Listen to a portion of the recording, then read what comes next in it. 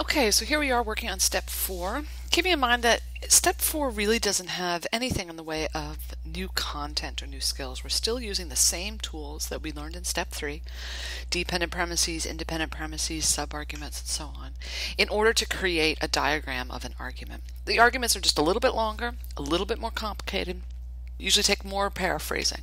So we've just sort of upped their complexity in general. So here we are with example 9. And what I'm going to do, I've copied the whole argument into a text box, and what I'm going to do now is copy the conclusion of the argument that we determined back in step 2. And I'm going to take off the quotation marks and I'm going to give it a number and just double check it to make sure I still think it's a good conclusion for this argument. And yeah, I think it's the central idea that the arguer wants me to accept at the end of the argument. So I'm going to put it way up there at the top, and I'm going to start looking for some premises. Let's just make a bunch of boxes here. See what we find out. All right. Now, the first few sentences are really just a way into the example and a restatement of the conclusion. So I don't think I find any premises in the first three sentences. And now in the fourth sentence, something interesting happens. The author says, when someone asks me why people should tip, I answer their question with a few of my own. Do you want hot food? Do you want your drink refilled? And so on. Now remember, every premise has to be stated as a claim, as something that can be affirmed or denied. So I can't use rhetorical questions. But rhetorical questions are merely a different way of making a claim. I just have to figure out what the claim is that the author actually wants to make, being very careful to be accurate and fair. So when the author says, do you want hot food? I interpret that as saying, customers want hot food. That's the purpose of the rhetorical question. And I'm going to do that with all the rhetorical questions. I'm not going to call them unstated premises because I think they're stated. They're just stated in a particular format. Customers want their drinks refilled. And I'm just going to keep going with this. Customers want servers to care about the quality of food. Okay. Those are premises. I'm not entirely sure exactly where they're going to work out, but I have rephrased all of those rhetorical questions into claims. Now, a sentence that says the answer to these questions is always yes is just really giving me license to do that explicitly. So why would a person that's getting paid hourly, whether you eat there or not, care about any of these things if there's nothing extra in it for them? Another rhetorical question, okay? Servers, hourly paid servers,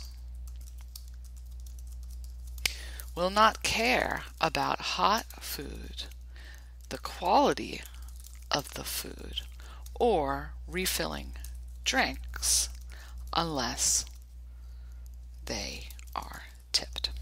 And let's remember to give that a number up there. Okay. Just going to make that a little wider. Move it and make it a little wider. Okay. And then there's a claim. Tipping ensures proper service. The author says prompt or proper. I'm just going to choose proper because it's a little more general than prompt. So that's a claim that the author's making. And then the author says the argument above is usually very hard to argue against because there's no doubt that servers give good service based on what they perceive to be a carrot on the end of a stick.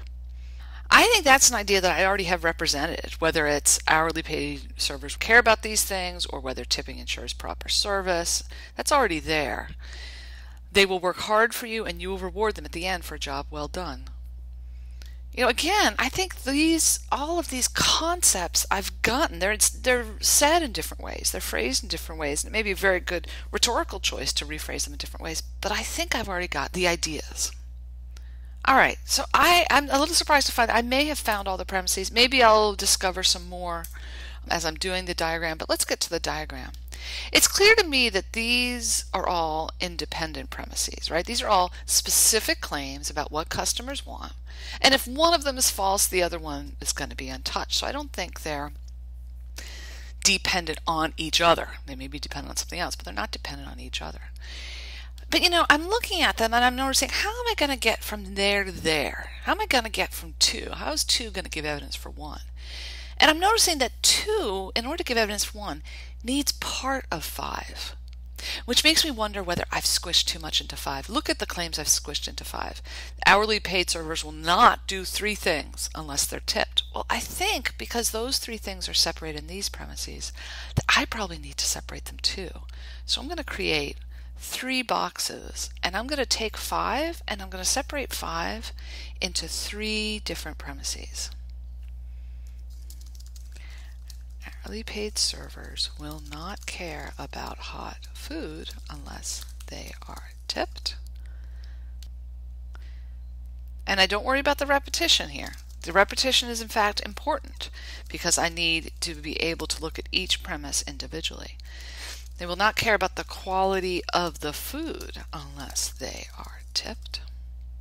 And over here, hourly paid servers will not care about refilling drinks unless they are tipped.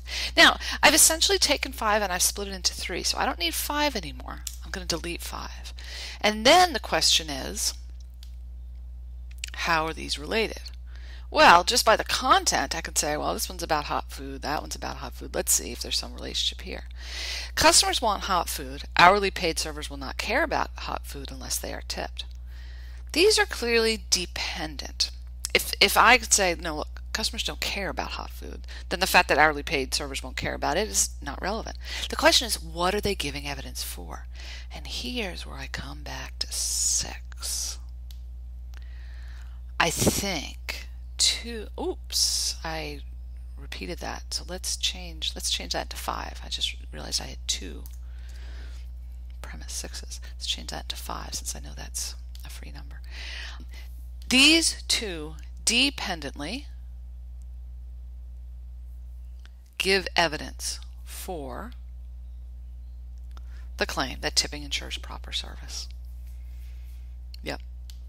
And now that I've got that down, I realize there's a pattern to this argument. That's often the way it happens. You start figuring out one section of an argument, you're like, oh, and then it's repeating that structure in another section. So, 3 needs 8. 3 and 8 are dependent, and they give evidence for 5. And 4 and 7, can I sneak 7 in there? Yep. 4 and 7 are dependent, and together they give evidence to 5. So you've got 3 pairs of dependent premises. 2 and 6 are dependent on each other, but 2 and 3 aren't dependent on each other. 3 and 8 are dependent, and so on. All of this is evidence that tipping ensures proper service. The fact that tipping ensures proper service gives evidence for the claim that customers at restaurants ought to tip servers.